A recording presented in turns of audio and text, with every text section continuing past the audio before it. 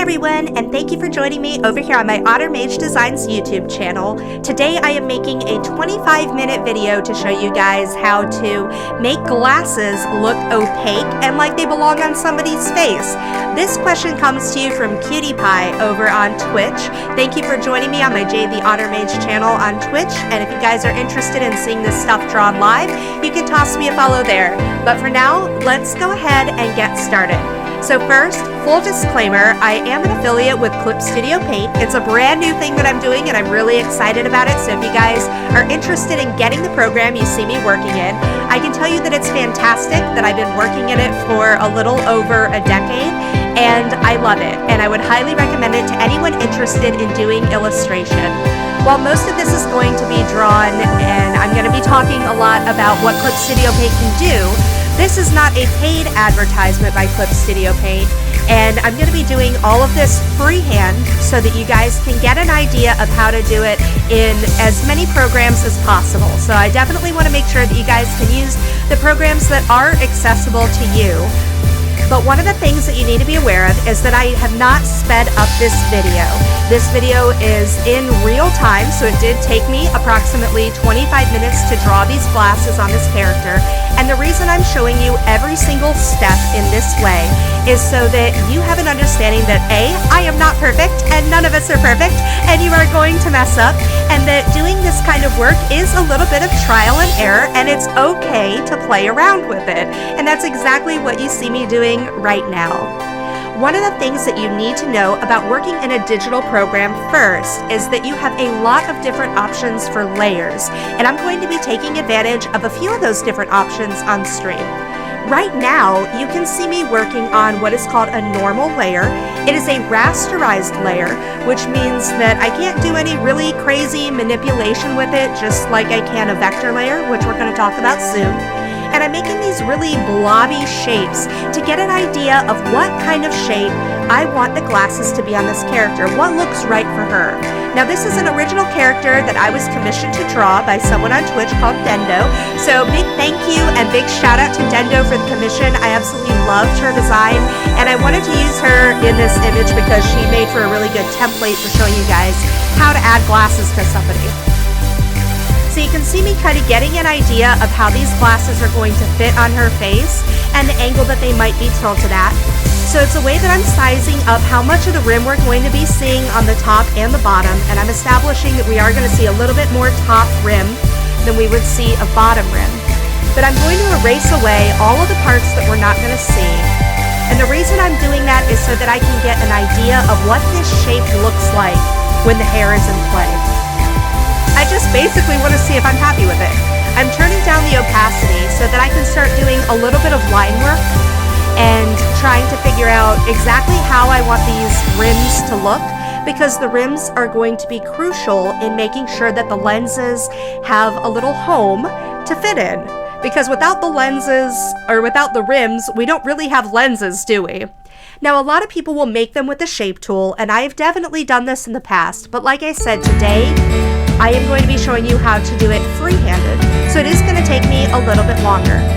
I've created another layer, and it is a vector layer. And whenever you're working with a vector layer, it gives you a lot of options to be able to erase lines. You can make some really slick lines and kind of cut them off at intersections depending on what your settings are. So if you see any of this weird like magic happening where I'm erasing lines and they're just magically vanishing, even though you don't see my eraser going all the way through that line, it's because of the setting that I have set up in CutiePie.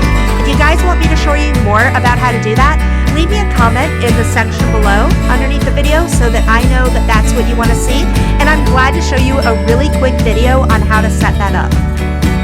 So right now you see me sketching in, or inking in, where I want these lines to be exactly. I've also established a straight line going diagonally across her face on a different layer, so that way I can be thinking about how her head is tilted, because we don't just want, you're going to hear me say this a lot during this video, we don't just want to slap glasses or lenses onto a character's face as if they are a sticker. Now we all have a lot of different art styles, which is why I'm doing this in the most general and broad way possible so that you guys can take it and take the way that I do this and hopefully be your own style to it, if you want to, of course. So right now I'm just, again, kind of refining the line work, and you notice that I'm only working on one lens. This is very important. What I'm drawing is the outer rim of these glasses, and I'm focusing on just one of them.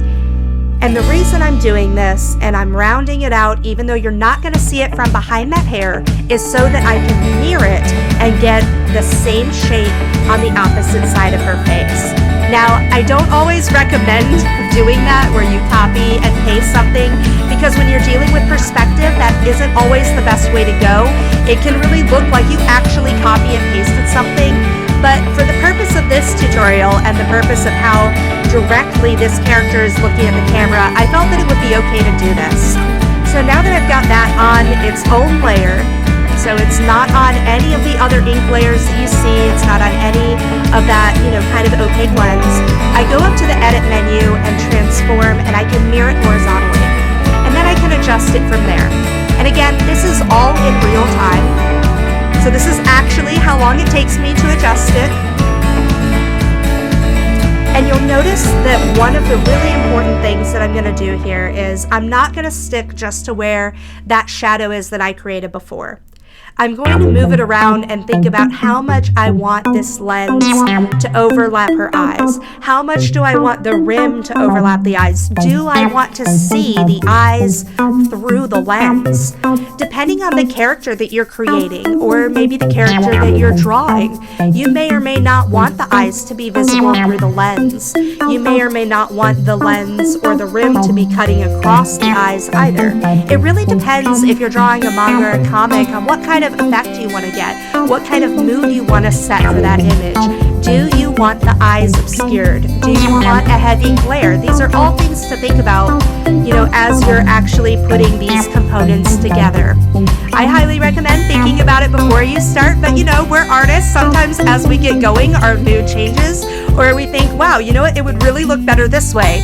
And you know what? It is okay to make that transition. If you feel that it's going to be better, do it. I highly recommend doing it on a separate layer in case you aren't happy, so you can just delete that layer and be done with it. So now I've kind of gotten this to where I want it to be, and I'm going to start thinking about the bridge of the nose. And you'll notice that the shadow that I have on there, those purple, like panda-like shapes on her face, they are connected by what I'm going to call the bridge of the glasses. It's the part that goes over the bridge of the nose, and those are curved. I know that it may be really tempting to think of it as a straight line, but it's not a perfectly straight line. You want to make sure that that line curves to some degree so that it represents that it's going over the curved surface of the face. The glasses, however, the rims, are not going over the curve of the face. They are in front of the face, and there is environment between the glasses and the face itself, which is what we're going to be capturing by making the lenses opaque and not completely clear and not completely solid. So you see me adding in the middle of that bridge, and I'm starting to try to determine how thick do I want that to be. But I realized that I've gotten a little bit ahead of myself, and I have to step back and be like, uh-oh, I actually didn't finish drawing the full rim. So I'm going to start making, the rims for the inside. So you're going to see me start refining the rims and making sure that they actually have depth. Because right now, all I have is an outline to say, this is where the outer part of the rim goes. But now I'm going to start drawing the inner rim. And again, I could do this by, using the shape tool. I could use, vector line tools and curvy vector tools, but that's not what this tutorial is about. So I'm showing you guys how to do it free-handed so that hopefully you can take that and put it in any program that you're using, whether or not you have any knowledge of how to use a vector graphic. It doesn't matter for this purpose. So again, when I'm making these rims, I'm thinking a lot about how much do I want the eye to be covered up. I feel that I could have done it a little bit better, a little bit differently here, but I decided to just keep going with it for the sake of the tutorial, because this isn't about creating perfect rim width. for the proportions of the character's face.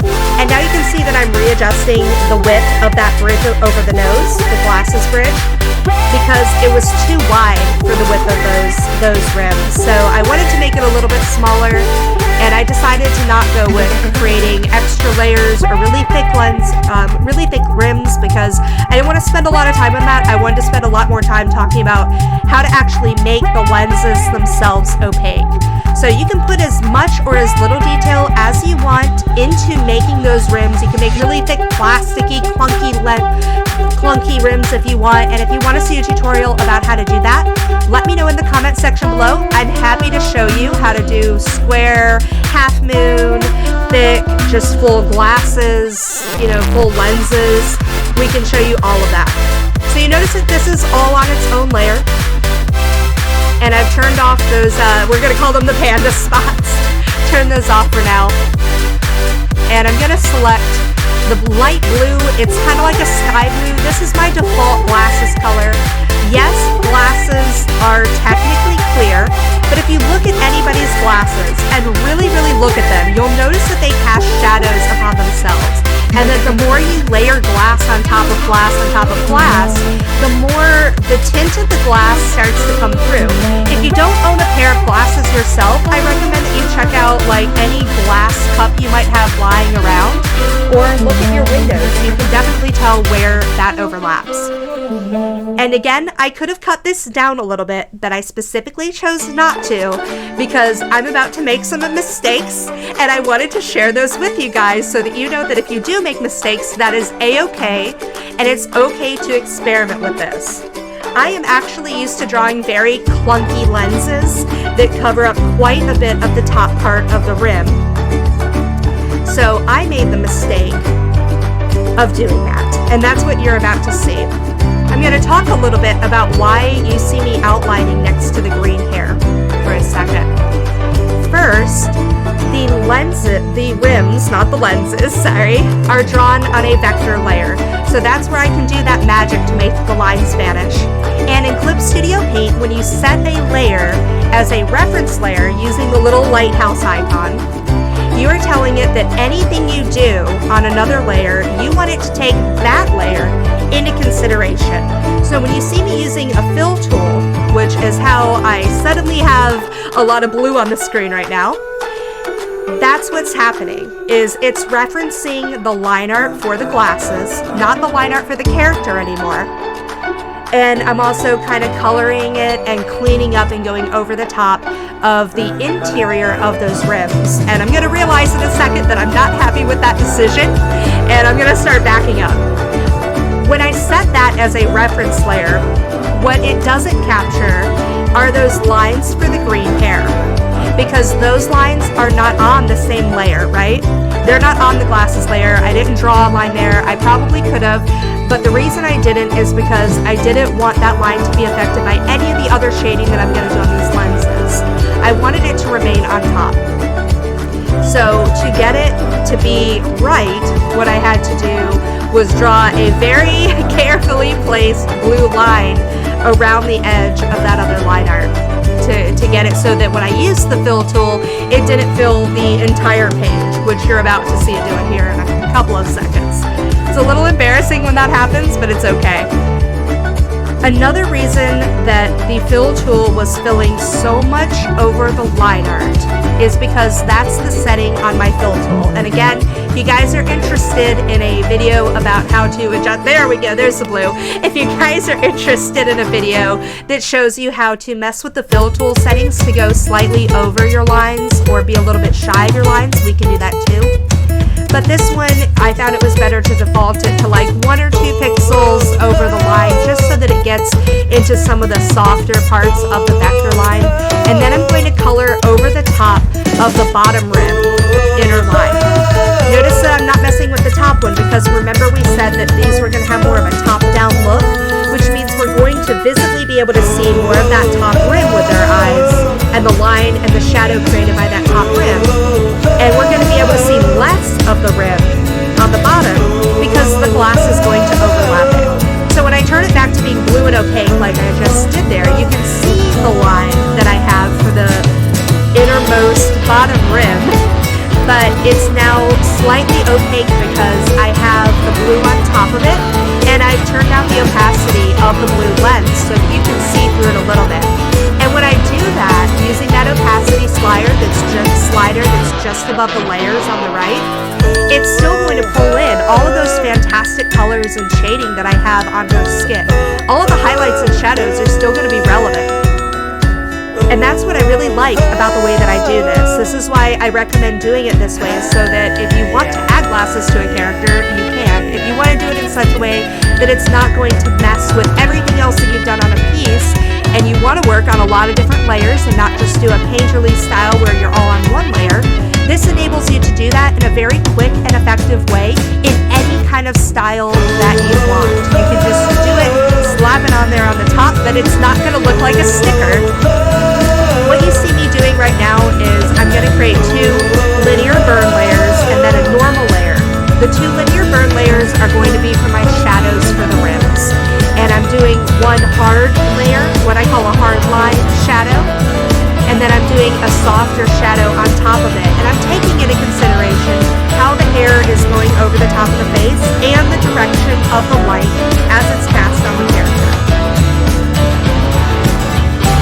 So that's what we're doing right now, and whenever I work in linear burn, I like to work in very light purples, and if you guys want to see a video about linear burn, let me know and I'm glad to show you that.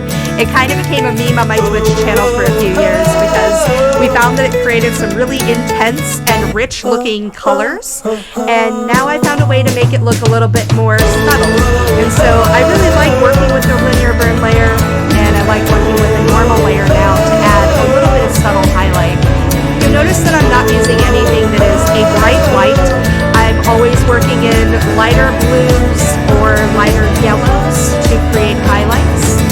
That's just a bit of a preference. I don't like to work in just white, mainly because those eyes are white, and I still want them to be what you're looking at. I don't want it to distract too much from the character. I find that people are going to look where your whitest white is against your darkest dark, and that's where their eyes are predominantly going to focus. And I want to keep that focus on the eyes. But I also need to be thinking about the shadow that is being cast by both the rims and the lenses on the face, especially here underneath the nose where the glasses are touching the bridge. That is going to be where our darkest shadow is. So in thinking about the direction of the light, which is coming from top down on the character and kind of highlighting the center of the face, I want to make sure that our shadows that are on the face are reflected as well, because right now it does kind of look like I stuck a sticker on top of this character because her face doesn't really seem to be responding to the fact that glasses are sitting on her nose. So I'm going to create 2 linear burn layers that are all underneath my rim layers, but still above the layers that I did for the original art. And I take a very light purple layer, a muted purple, and I'm going to shade that in a little bit.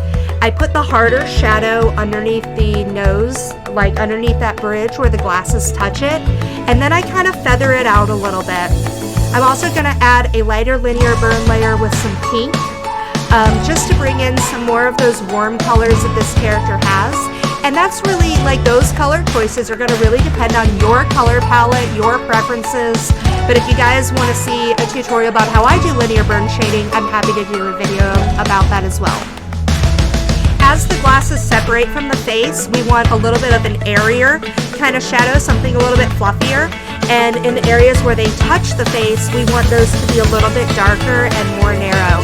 That way it looks like they're resting on it, but remember they're not super thick, so they don't cast a really big shadow. That is a very delicate nose piece going across the middle, so it's not going to be too heavy. By doing these linear burn layers separately from the other linear burn layers that I've done previously on the art, it is going to pull in all of the linear burn and all of the highlights that I've previously done with the art, but add to it just in the same way that the glasses would continue adding to any shadows or highlights. Now I'm going to go back up and I'm going to create what's called a clipped layer. It's a linear burn layer. So once again, I'm working with that lighter purple, that same purple, so I'm pulling the same colors in.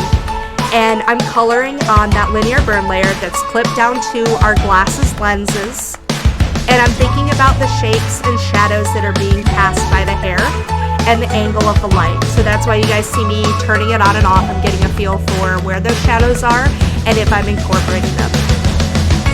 You also see me putting a little bit of a shadow underneath the lens so that it looks like the lens is casting a shadow on itself. Because remember that it is, right? Glass is a solid thing. It is going to look darker in areas where there is more shadow or more glass is getting condensed. So because that light is coming from the top, I'm definitely going to want to add some shadow around the edges of the rim to suggest that the rim is casting a shadow and also that the lens is casting a shadow upon itself. And you can see me messing with the opacity again before I move into another linear burn layer that's going to be those bigger, fluffier shadows just to give it a little bit more depth. You can also see me playing with adding, you know, some little like dotty kind of shadows. Really, they would have looked fine, but it's totally up to you guys if you like them. I didn't, so I removed them. And you can see that the lens is still overlapping that bottom line. Here come the big fluffy shadows I was telling you guys about.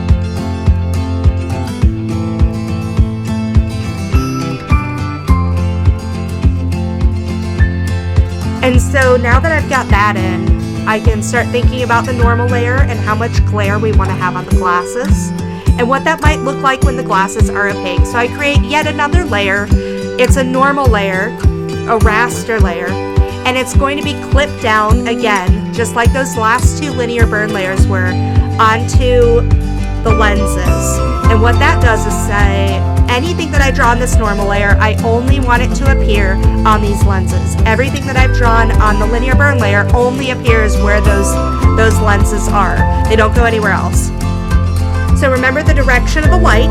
We added a couple of glares above it, just on the glass, and we cranked down the opacity, not of the linear burn and not of the normal layer that are clipped, but the main lens layer itself to create that kind of opacity. So now you can see a little bit of the eye coming through. You can see the pink of the skin. You can adjust it so that you have a little bit more glare. And right now I'm doing something that I really like to do. I like to be able to see the edge of that rim, but I like it to be ghosted out a little bit. And by that I mean I like it to be slightly opaque and fading into that lens. So I'm going to go back down to that layer where the rim layers are, and I'm going to gently erase that away in a second, right after I finish adding the highlight to the bottom.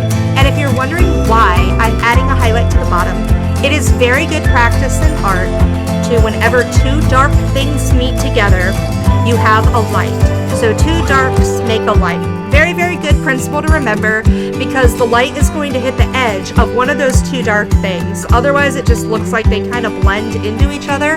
And maybe sometimes you want to go for that, and that's okay, but that's not what we're doing here. We should definitely be able to see a little bit of the rim or the lens, whichever one is sticking out farther, reflecting some of that light that is coming from the top down. So I added some of that back in, and then we're going to ghost out the lines that are underneath. Now I'm adding in an aglow layer on the top of it, so this is not clipped down to anything else.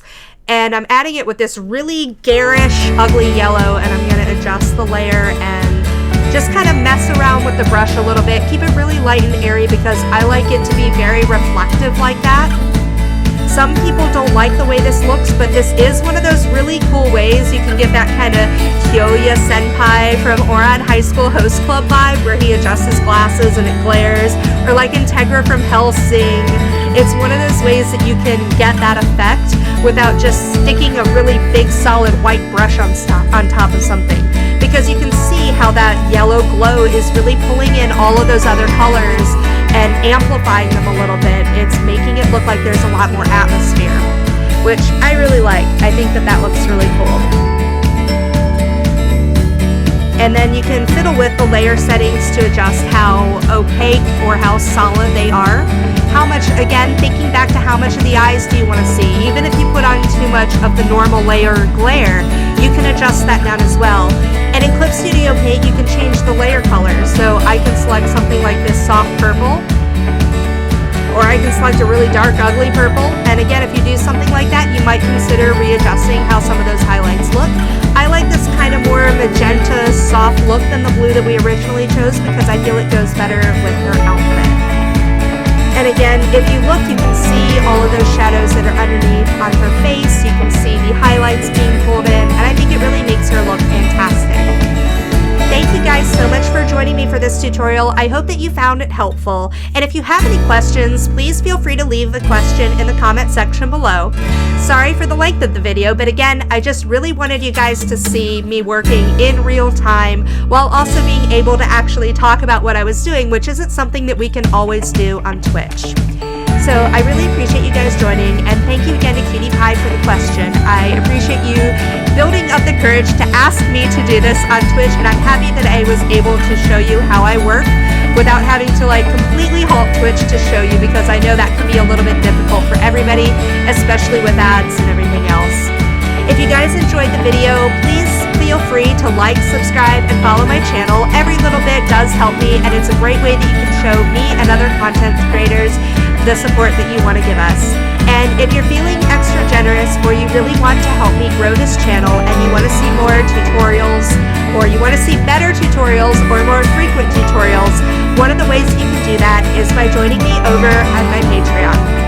I've created the Patreon to help support the indie content that I produce, like Honey Pangy, Game Over, Soon Between the Lines, and YouTube tutorials as well. I'm Otter Mage Designs over on Patreon, and for as little as $1 per month, you can help me increase the frequency, quality, and quantity of the YouTube tutorials that I provide. You can also have say in what kind of tutorials I produce. You're also welcome to roll up in my comments, ask me a question, or come to Twitch and ask me a question. We also have a fantastic and really supportive and loving Discord channel that will also be linked below the video that you're welcome to come and join. And again, if you're looking to get into Clip Studio Paint, I do recommend Clip Studio Paint EX, and if you'd like to show me a little bit of support, you can click on the link below the video. Thank you guys so much for all of your support. I hope that you have a fantastic day, and I will see you next time.